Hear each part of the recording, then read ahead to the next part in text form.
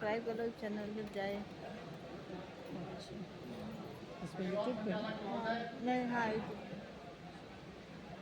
आज बहुजन थोड़ा मुक्ति सा पार्टी बना के 7वें राज्य अधिवेशन के अवसर पे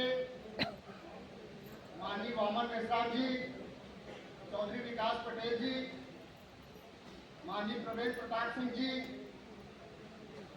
और प्रदेश के तमाम पदाधिकारी और प्रदेश के सभी जिलों से आए हुए सभी लोगों के प्रति बहुत ही सम्मान और आभार।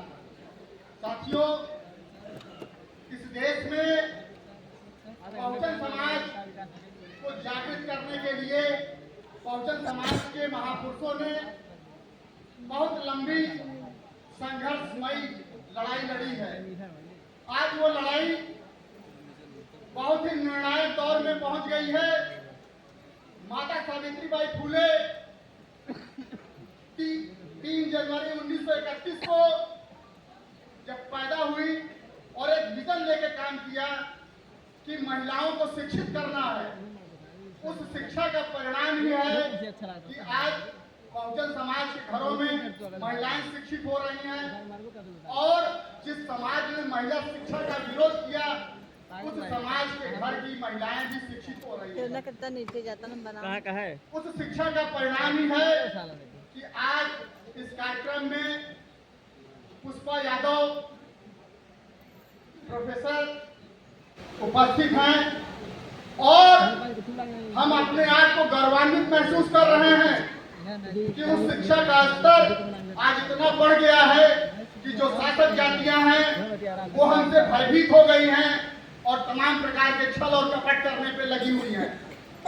उस छल कपट का परिणाम है कि आपसे शिक्षा को वंचित करने का प्रयास किया जा रहा है, आपके वोट की चोरी करने का प्रयास किया जा रहा है।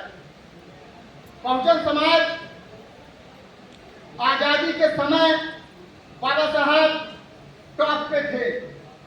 शिक्षा के मामले में भारत में ही नहीं विश्व में भी उनके समान कोई नहीं था। इसलिए उनको जिम्मेदारी दे दी गई कि चलिए आप संविधान लिखिए और संविधान में जो लिखी हुई व्यवस्था थी उस व्यवस्था ने आपका समय बदल दिया।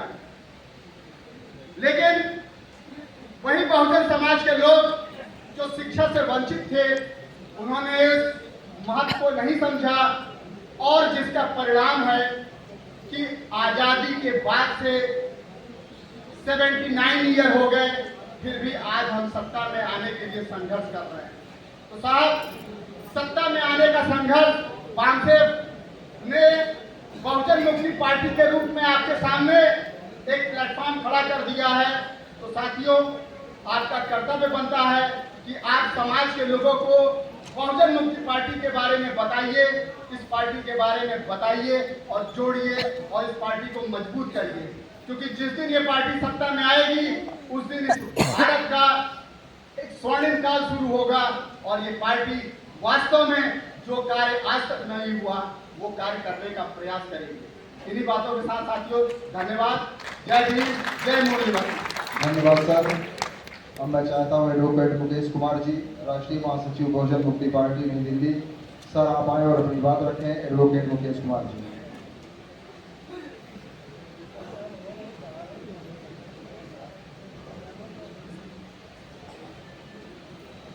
आज की अध्यक्षता कर रहे मूल निवासी नायक माननीय वामन मेश्राम साहब, मंचासीन परवेंद्र प्रताप सिंह सर, राष्ट्रीय प्रभारी बहुजन मुक्ति पार्टी, चौधरी विकास पटेल सर, राष्ट्रीय पिछड़ा मोर्चा राष्ट्रीय अध्यक्ष और सम्मानित मंच और साथी। ईवीएम मशीन के बारे में पूरे देश भर में अगर कोई मुद्दा बनाया है तो भारत मुक्ति मोर्चा सामाजिक संगठन के द्वारा बनाया गया और बीएमपी के द्वारा 20 जनवरी 2015 को ईवीएम की शव यात्रा सभी जिला मुख्यालयों पर निकाली गई। आज ईवीएम के बारे में सभी पार्टियां बोल रही है, सब संगठन बोल रहे हैं, लेकिन भारत का सुप्रीम कोर्ट भी अजीब है कि वो 8 अक्टूबर 2013 को जजमेंट तो देता है कि इससे free, fair and transparent election नहीं हो सकता, लेकिन ईवीएम पर प्रतिबंध नहीं लगाता। भारत के लोग अगर नेपाल की जनता से थोड़ी सी भी सीख ले लें तो वहां हद क्या दिया, वहां भी जजमेंट सही नहीं दिए होंगे। तो भारत में भी वही चल रहा है, जो नेपाल में हुआ वो भारत में भी नेपाल एक्सप्रेस चलनी चाहिए।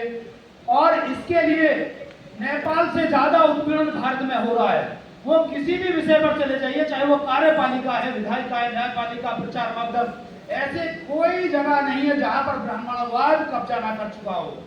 और उसके विरोध में लगातार भारत में जन आंदोलन की तैयारी की जा रही है, और उसके बावजूद भी भारत में उस संख्या में लोग तैयार नहीं हो पाए जिस अनुपात में होना चाहिए। नेपाल में एक 5 दिन का कैटल हुआ और नेपाल के लोगों ने क्रांति कर दिया, तो आप लोग कब खड़े होंगे?